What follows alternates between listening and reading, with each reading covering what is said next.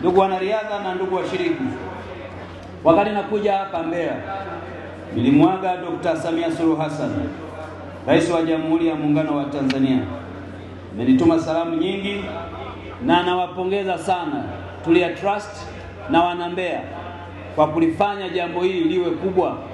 Limetoka kwenye ngazi ya mkoa, sasa ni tukio la kitaifa na kimataifa. Hongereni sana sana sana. Kwa namna ya pekee niwapongeze sana wale walioshinda mbio hizi ndefu na fupi. Wale ambao mlishiriki, hongereni sana.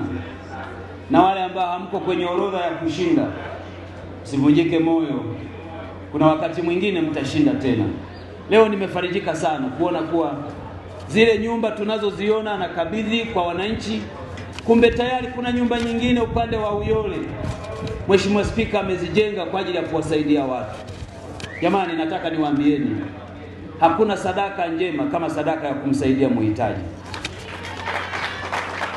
Mwaka wa 2024 idadi ya washiriki ilikuwa 1760.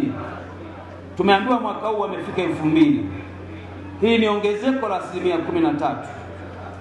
Mwamko huu ni udhibitisho na upendo mlionao wananchi wa Mbeya kwa Mheshimiwa Dr. Tulia Ackson, na kwa kushiriki kwenu kuonyesha kuwa mko na hamasa ya juu kushiriki michezo ili kuimarisha afya.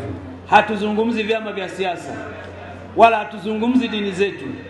Tunazungumza kama wana Mbeya tunaopenda kusukuma maendeleo ya Mbeya yetu.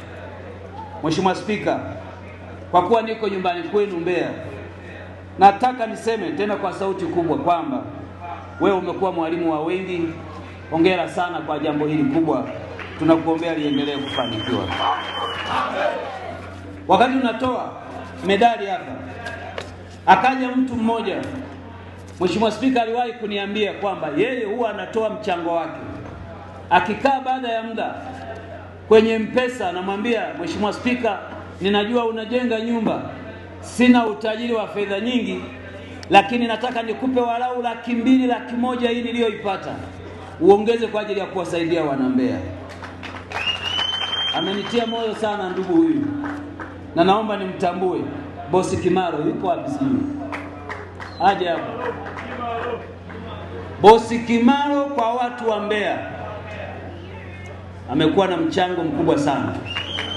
Kidogo anachopata anamwambia Mheshimiwa Spika, naomba na mimi niunge mkono juhudi unazozifanya kwa kuchangia kidogo. Kwa kuwa na moyo wa kutoa na kwa kuwa na moyo wa kujitolea, na mimi nataka nijifunze kwa Bosi Kimaro kwa kumchangia yeye mwenyewe ili aendelee kufanya vizuri zaidi. Si ndio jamani? Na mimi nitamchangia 500,000 Bosi Kimaro ili aendelee na moyo huo na atufundishe wengine kuchangia walio wengine.